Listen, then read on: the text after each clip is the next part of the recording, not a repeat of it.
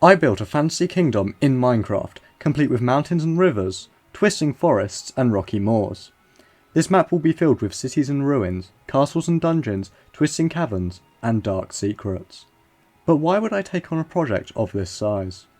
Minecraft is the world's most successful sandbox game, and as such it has limitless potential. Combined with the active and enthusiastic modding community, this means that truly anything is possible, and I intend to push that to its limits. Growing up, I've always been a fan of open world role-playing games. Titles like Skyrim and Fallout immediately spring to mind. I love the freedom they give to the player, whilst also having a storyline and developed world. I've been working closely with a Minecraft events YouTuber called Lich, and after the success of our previous 2 events together, we hunger for something more, something bigger, something grander. What better way than to combine the elements that make RPGs so enjoyable to me with the mass multiplayer events hosted by Lich, with the help of the extensive mods list of course. This video is only the first in a series of videos that will be made on this map, so be sure to subscribe to keep up to date with the project. And if you'd like to take part in the event, then join Lich's Discord linked below and keep an eye out for the application form. To create the map for the event, I used worldpainter. The map is split in half by a mountain range, with the fair lands of the mortals to the south and the corrupted wastelands to the north. The aim of the event will be for players to make their way from Porthaven, the starting city being built in this video, to a mysterious point in the wastelands. However, this will not be as straightforward as in previous events, because this time around Minecraft is simply a medium by which to host the game, and therefore players will not be able to build or mine in the traditional sense. Instead, they must venture across the map to several different cities, including, but not limited to, a dwarf city for armour and physical weapons, an elf city for magical items and enchantments, and a thieves' slum to buy miscellaneous and unregulated items. Along with these 3 cities, there will also be many dungeons and locations scattered across the map, which players can raid for coins and loot which can be traded at aforementioned cities. But enough about the map, let's dive into the player's spawning location, Porthaven. Due to this city's coastal location, I wanted to make it one with the sea. Therefore, the entire city is based around a network of canals that surround the central castle and flow out towards the ocean.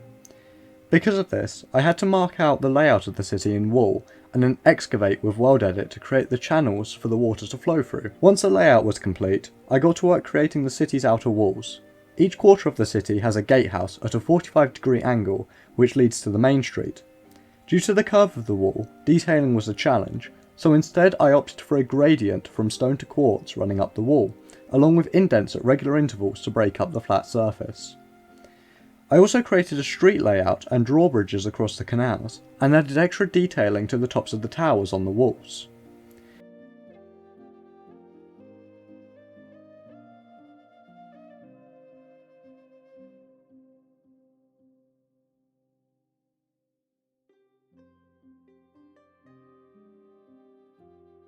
This city would require a lot of buildings at many different angles. Therefore I set to work creating a modular asset pack for medieval houses. This pack includes houses at a 90, 45 and 22-degree angle to fully follow the curve of the city. The pack is available for free on my Planet Minecraft page linked below.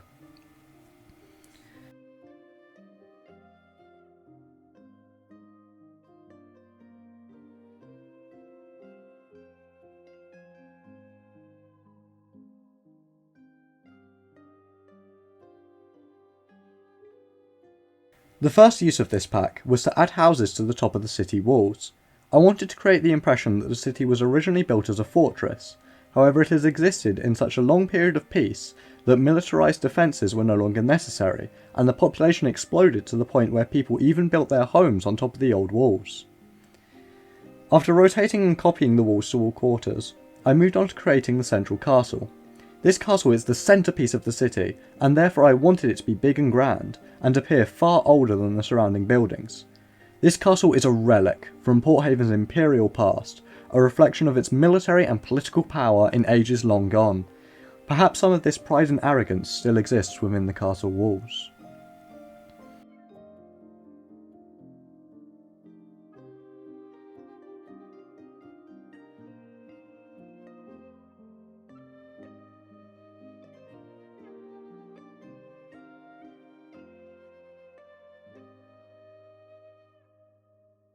After the castle was completed, I moved on to creating the 3 main buildings players would be able to interact with within the city.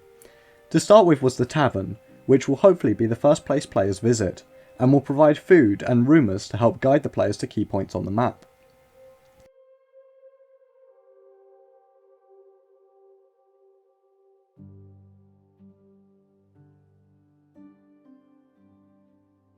Next was the cathedral. This building will serve as an introduction to the event's health regeneration mechanisms, as churches will be scattered across the map where players can be blessed to heal their wounds.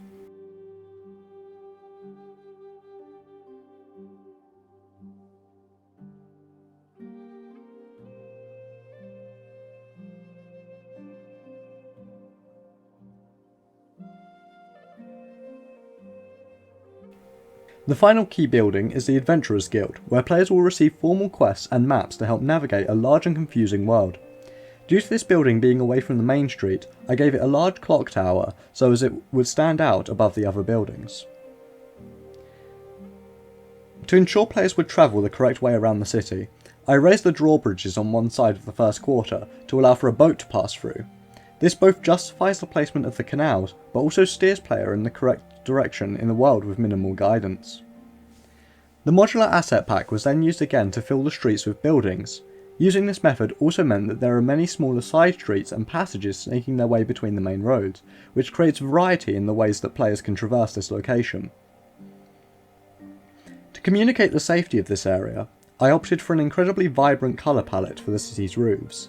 This also has the effect of breaking up the individual buildings and making the city look far more populated and less formulaic.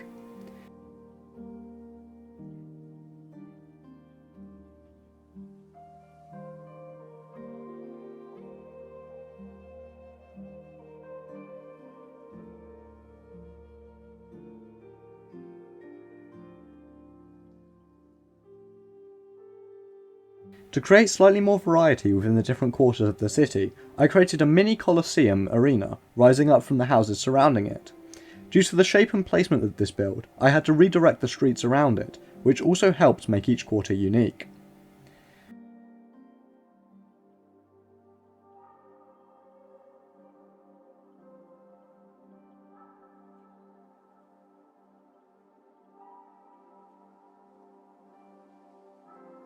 Once the main city was complete, it was time to build the port for which the city was named.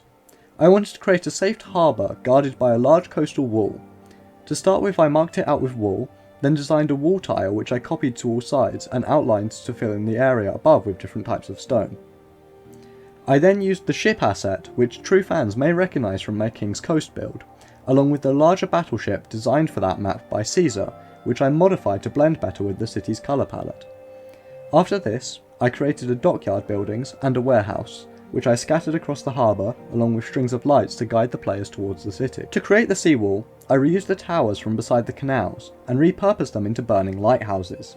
I then joined them together with high walls and arches, matching the gradients of the main city walls. To ensure that the city would not be attacked by sea, I designed huge mortar cannons that sit atop rails on the walls to target approaching ships that may wish the city harm. I also drained one of the docks to create a dry dock within which a new ship is being constructed, implying that the city is still well within the heyday of trading with distant lands. Porthaven is not the only city that was being worked on during this time. My friend Buildbank, who has helped with previous projects, took creative lead over the dwarf city. The dwarf city is located at the base of a mountain on the west side of the map. Players will visit this city for high level armour or as part of the Imperial quest line, wherein the dwarven mines are an alternative route to the wastelands.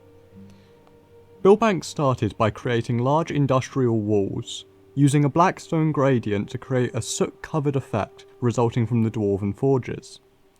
He then created an asset pack for houses, which he combined to form unique streets. These streets were pasted into the city, leaving room for streets and canals between them. Once the street level was complete, Buildbank moved on to the raised tier that would house the castle. After experimenting with several different stair designs, he settled on a firm but imposing slope up from the main street. The castle went through a couple rough designs, but Buildbank eventually settled on an Erebor-inspired keep carved out of the mountain's face, which would begin with a series of columns against a flat wall, but were given more definition and depth over time. Buildbank then created a series of aqueducts that would run out from the mountain and into the city, possibly containing the water used to cool the dwarven forges within the keep. Many walkways and balconies were added across the facade of the castle, creating a visually stunning impression from the street level. The huge gateway at the front of the castle blends seamlessly into the mountain above, creating the impression that every pillar was chiselled from the rock itself. Within the keep is the beginnings of a pit descending into the earth. This is where the entrance to the forges and mines will eventually be installed. After creating some more unique buildings, such as market stalls and an armour workshop, Buildbank moved on to creating guard towers, keeping watch over the streets below. This is where the city has been left off for now, and so far has taken him 120 hours to reach this point. We will check up on the Dwarven City in later videos to see what has changed.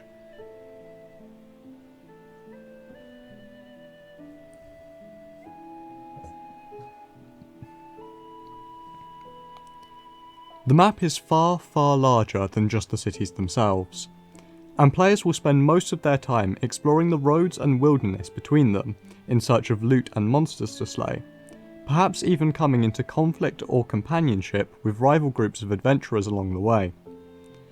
I started out on the outskirts of Porthaven itself, adding smaller towns and villages among the wheat fields that feed the city and the people of the Fairlands. Small windmills were scattered around amongst these to process the wheat into bread that can be exported across the seas, bringing wealth to the kingdom. All villages will have a tavern and a church, where players can purchase food and essential supplies, and be absolved of their sins to recover health.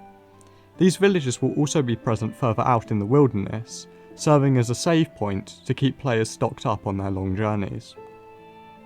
However, the further players venture from the safety of the walled city, the less friendly the landscapes shall become.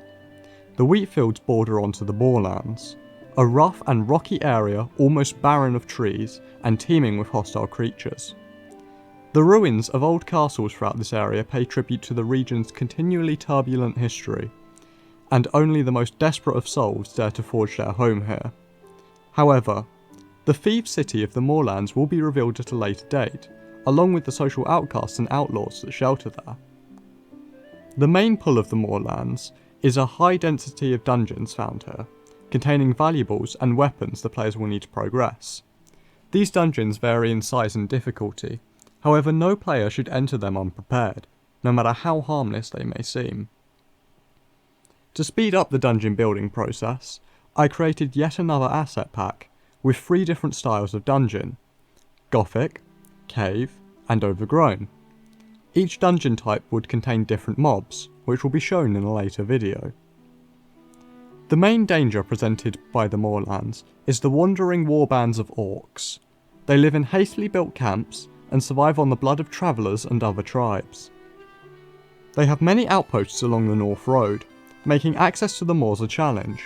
However, the orcs guard their huge piles of stolen wealth fiercely, guaranteeing a worthwhile fight for those brave enough to take them on. My obsession with asset packs continued to the orcs, for whom I designed multiple tents and towers that could be used to build up their camps. This made scattering tribes around the moors far easier. This concludes part 1 of the Fantasy Kingdom project. If you're interested in being a participant in the event, join Lich's Discord below, and keep a lookout for applications. If you are a builder yourself and would like to help out, then message me on any of my socials linked below. This project will be a long one, so all help is appreciated. If you'd like to download this map yourself, it will be available on my Patreon for £5 once the event video has dropped, so keep your eyes peeled for that. And most importantly of all, be sure to subscribe so you don't miss the next part of this project, or any of my future undertakings.